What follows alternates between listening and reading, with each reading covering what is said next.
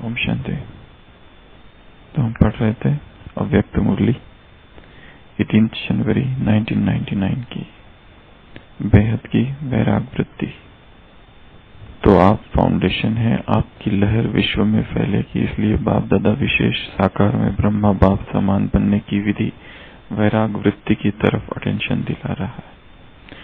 हर एक से अनुभव हो कि यह साधनों वश नहीं, साधना में रहने वाले होते हुए वैराग वृत्ति हो, साधनों में रहने वाले हैं होते हुए वैराग वृत्ति हो।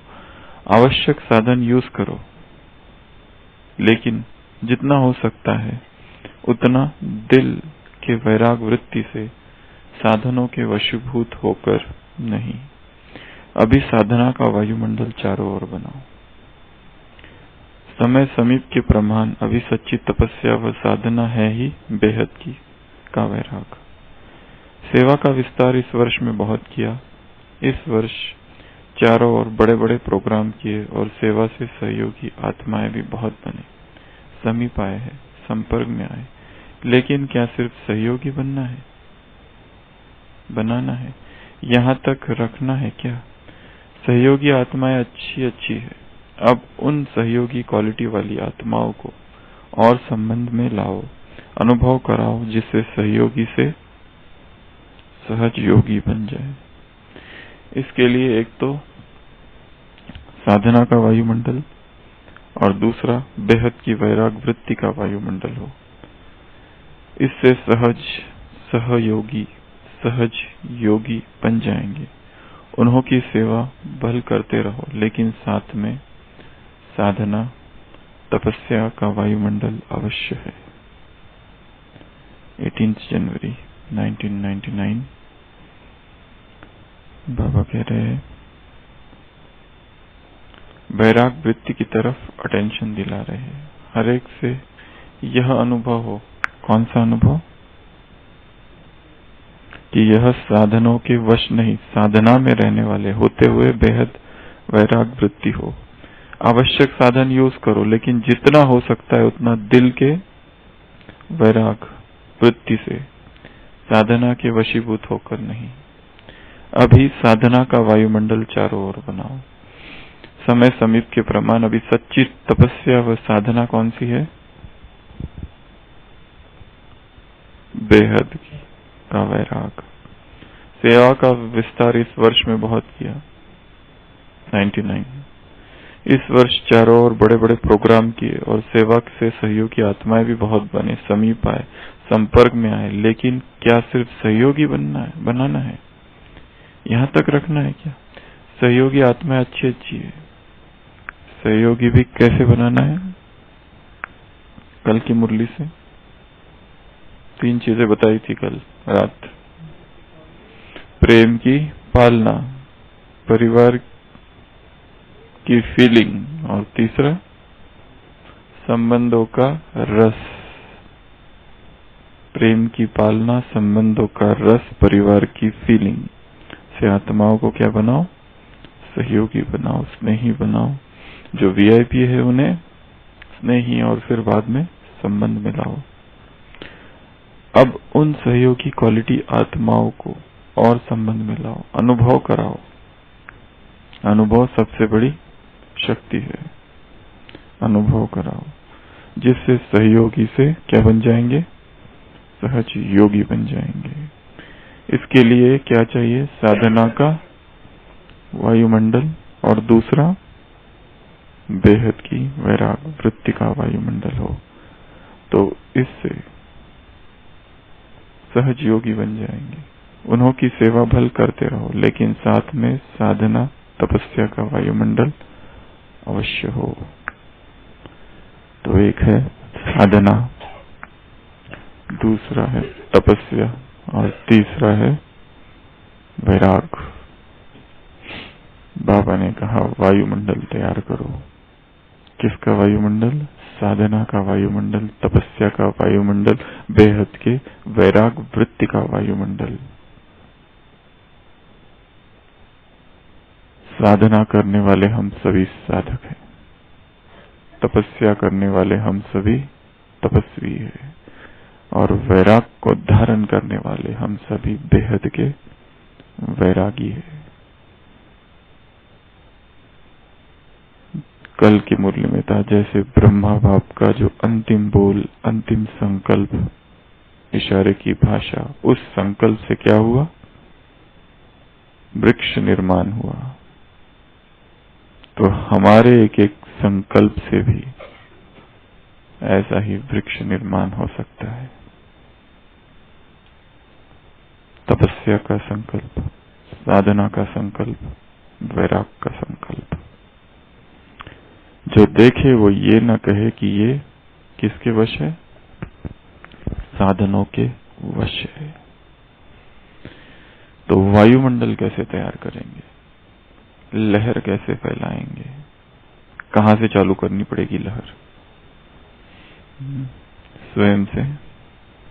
क्या करेंगे कि जिससे वातावरण में,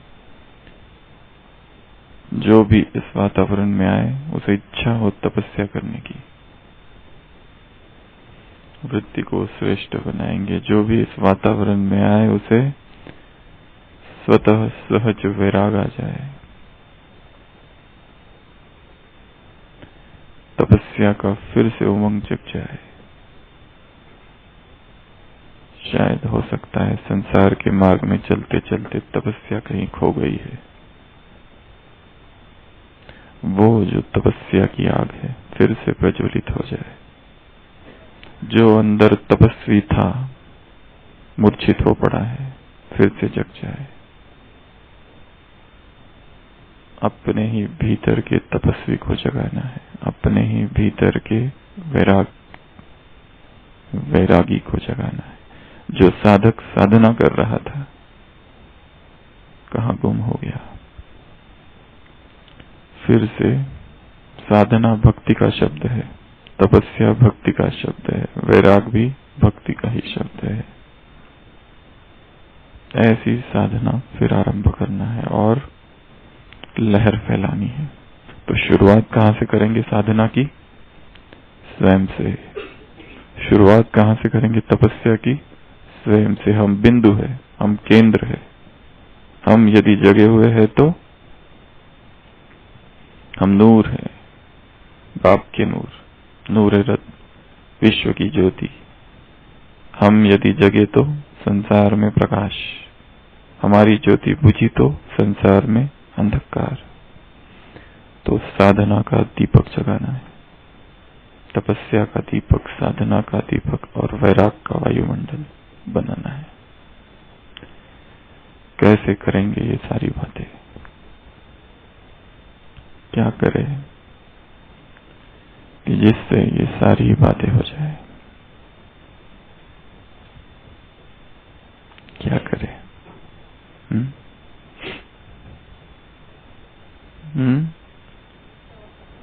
इच्छाओं का त्याग कर दो और बेहद का वैराग धारण कर लो और तपस्या करो और साधना करो। अब तपस्या कैसे करे और साधना कैसे करे और वैराग को कैसे धारण करे? बाबा ने यहाँ और एक बात कही है, साधनों के वशीभूत ना हो, उसके परिणाम को देखना। उस दिन भी कहा था, वैराग को जीवन में लाने की विधि क्या है? एक है शमशानी वैराग, एक है परमानेंट शाश्वत वैराग। शमशानी वैराग है, वो थोड़ी देर के लिए आता है।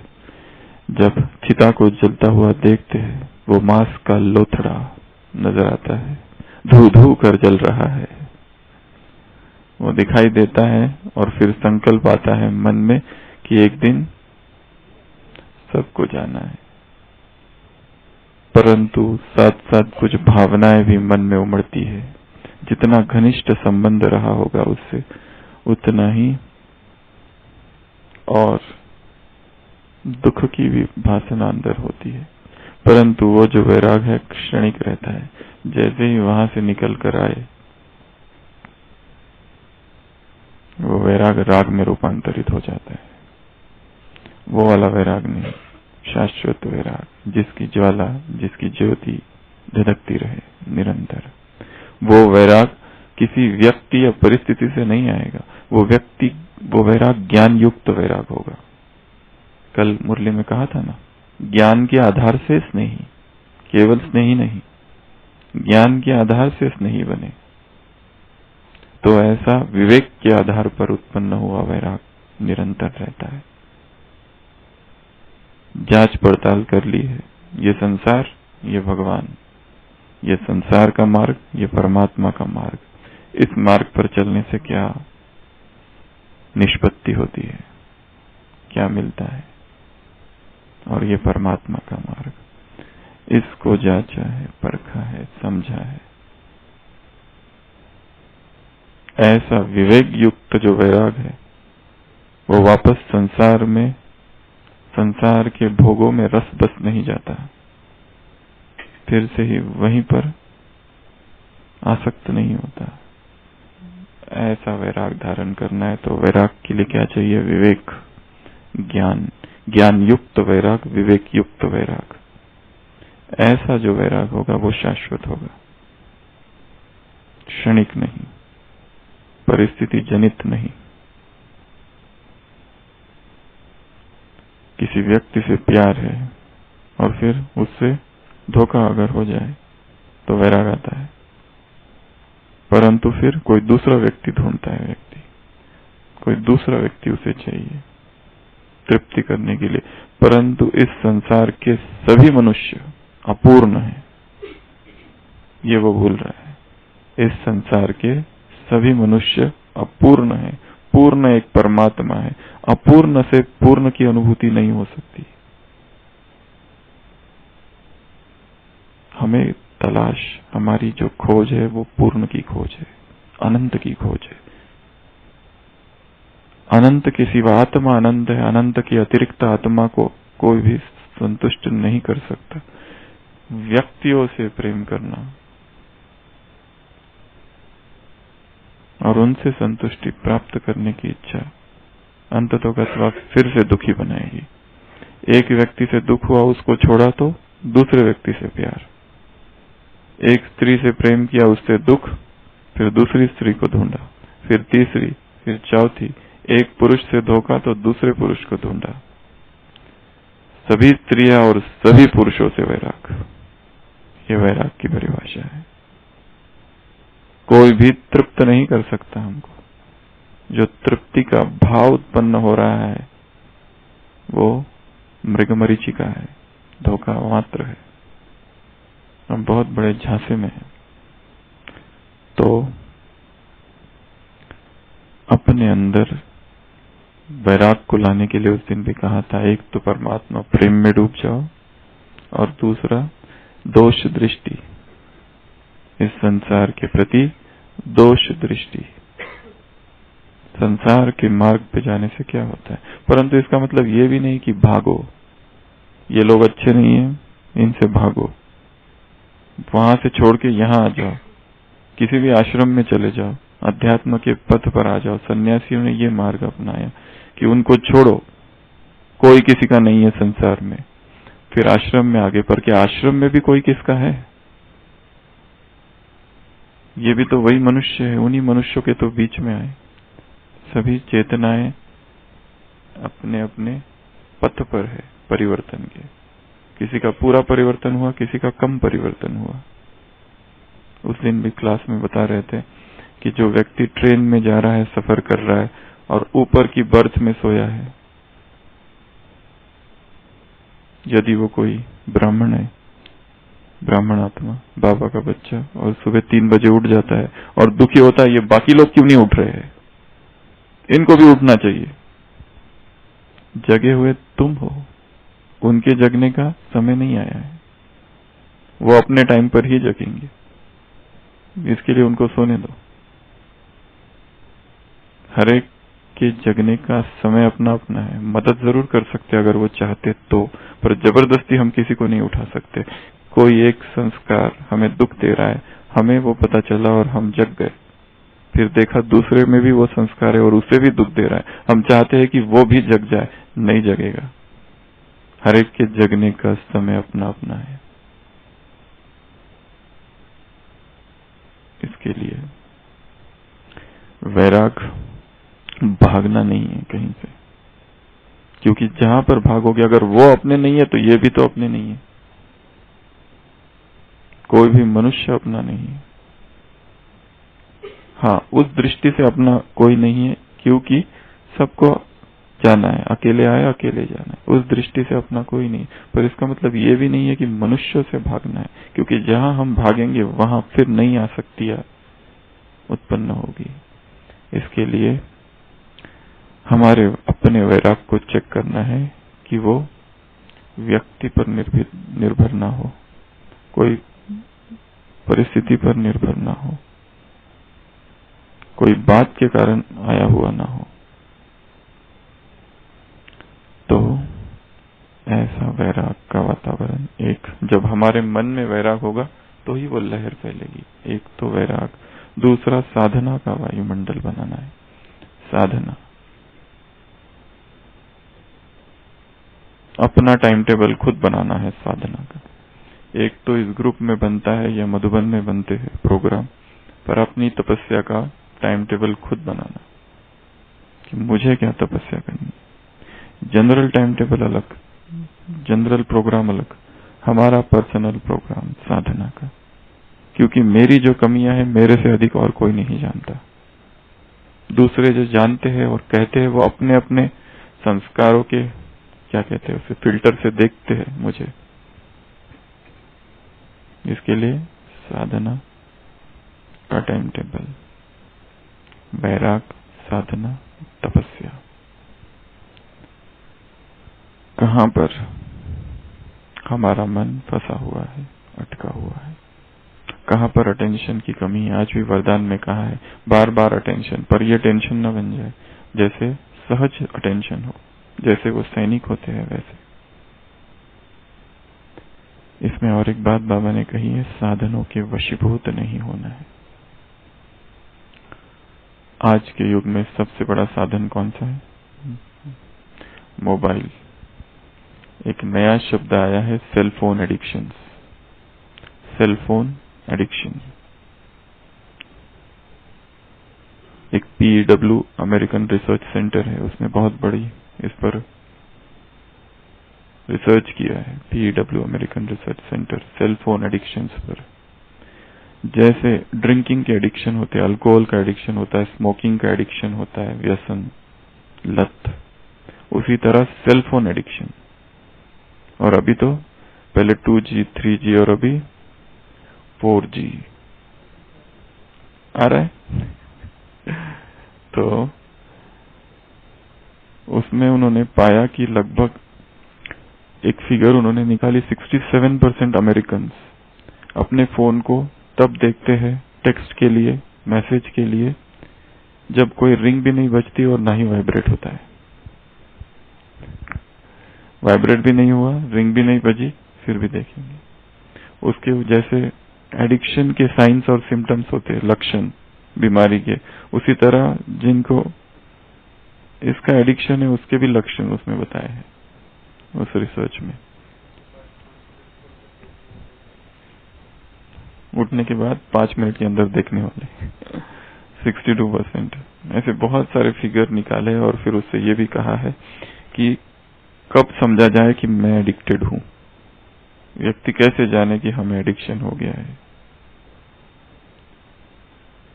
साइंस, सिम्टम्स और उसके इफेक्ट्स बताए हैं।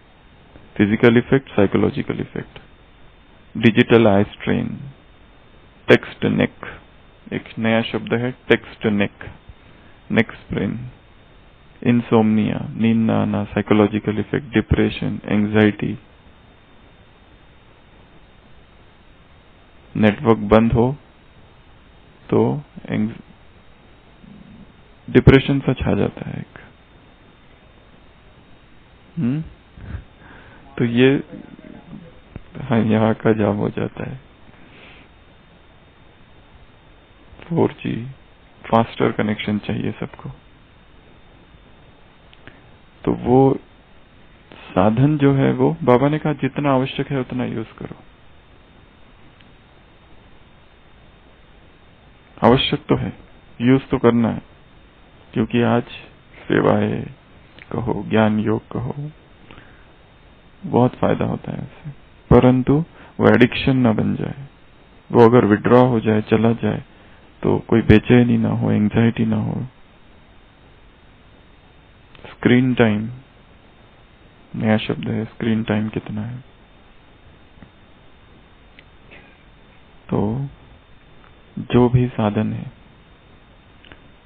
उसमें मोबाइल एक या और कोई दूसरा साधन अगर है ऐसा ही जिस पर हम निर्भर हो गए, डिपेंडेंस हो गया है, उसको चेक करना है। क्योंकि हम साधक हैं, साधना करने वाले हैं। अभी अभी हम इसके बारे में सोच रहे थे तो हमारे मन में एक टॉपिक आया है, बहुत अच्छा टॉपिक है जो हम कल के लिए दे रहे हैं। किसको दें? अब सुशील भाई के लिए। कल मनसा सेवा का नहीं पढ़ेंगे ये टॉपिक। 4G कनेक्टिविटी, ब्रह्मा बाबा और 4G connectivity. 4G 4G connectivity. तो 4G में एक G आपको बता देते हैं, वैसे दूसरे G आप तैयार कर सकते हैं। एक G ज्ञान, ज्ञान या ज्ञान गंगा जो भी कहो। तो उसके जीवन में 4G से कनेक्टिविटी कैसे थी? एक G तो बता दिया ज्ञान G से, बाकी 3 G आप ढूंढिए। तो ब्रह्मा बाप और 4G कनेक्टिविटी एक अच्छा टॉपिक है ये। तो साधनों के वशीभूत नहीं, साधनों के अधीन नहीं, साधनों पर इतना निर्भर नहीं कि वो जब नहीं है तब साधना ही बंद हो जाए। साधना और साधन, साधना और साधन, उसमें बहुत सारी बाकी चीजें भी आ सकती है। ये सोचे कि ये चीज कल नहीं रहेगी, तो क्या हम अडोल रह सकते हैं?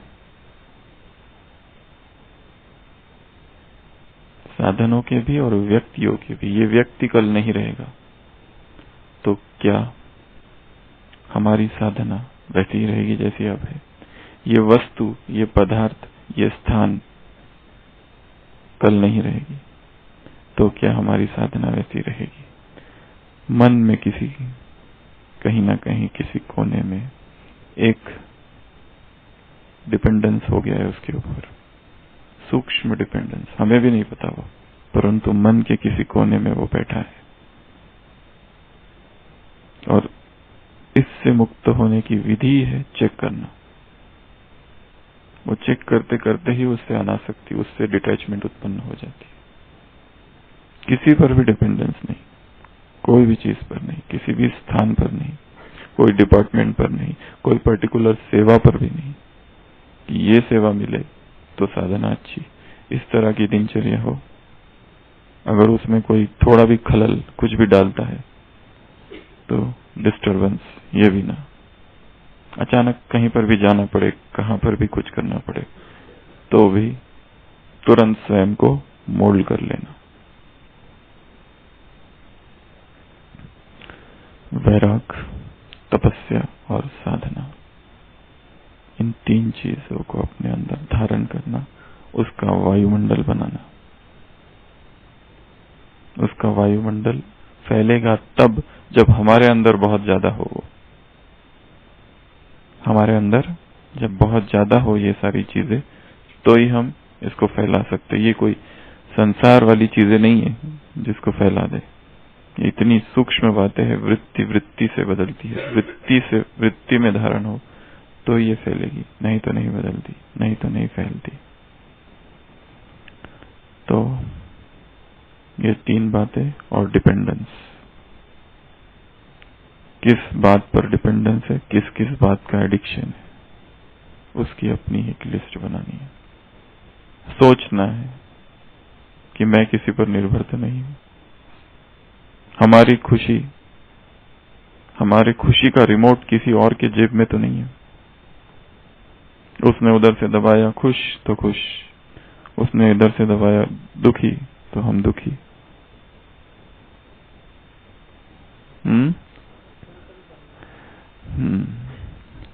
तो इस पथ पर हर एक अकेला है। यहाँ डिपेंडेंस, चाहे वो कोई भी हो, कितना भी घनिष्ठ हो, कितना भी नजदीक का हो, कितना भी स्नेही हो, कितना भी सहयोगी हो, हर मुरलियों में कितनी बार आता है, एक बाप दूसरा ना कोई। हजारों बार हमने सुना है ये। किसी पर भी डिपेंडेंस नहीं, किसी पर भी नहीं, भक्ति की किसी बात पर भी नहीं, भक्ति के किसी संस्कार पर भी नहीं। मांगना, किसी से भी मांगना, कुछ भी मांगना, सहज मिल जाए तो अच्छा, परंतु मांगना। यहां तक कि जान की दादी का एक क्लास है जिसमें कहा था दादी ने कि बाबा को ये आश्रम शब्द भी पसंद नहीं था, जो आज भी कहते हैं ना ब्रह्मा कुमारी आश्रम, बहनें भी कहती है काफी कि हमारे आश्रम में, परंतु बाबा को ये शब्द पसंद नहीं था, आश्रम शब्द पसंद नहीं था। बाबा कहते हैं भक्ति का शब्द है, सेंटर बोलो। तो उससे भी, उस पर भी डिपेंडेंस नहीं। मन के सूक्ष्म तलों पर मन कहीं ना कहीं डिपेंडेंट, निर्भर हो जाता है। ऐसी निराधार अवस्था मन की, केवल एक आधार। उस एक आधार के लिए कितनी प्राप्तियों की अनुभूति अंदर होनी चाहिए, स्वयं के अंदर। कुछ भी अप्राप्त नहीं है मुझे, सब मिल गया, यह अनुभव किसका है आज? शब्द। तो ऐसी स्थिति अपने अंदर लानी है। आज 16 तारीख, 17 और 18, आज पूरा दिन, कल पूरा दिन और परसों पूरा दिन, 3 दिन है हमारे पास। 3 दिन तपस्या के दिन हो, साधना के दिन हो, वैराग वृत्ति के दिन हो।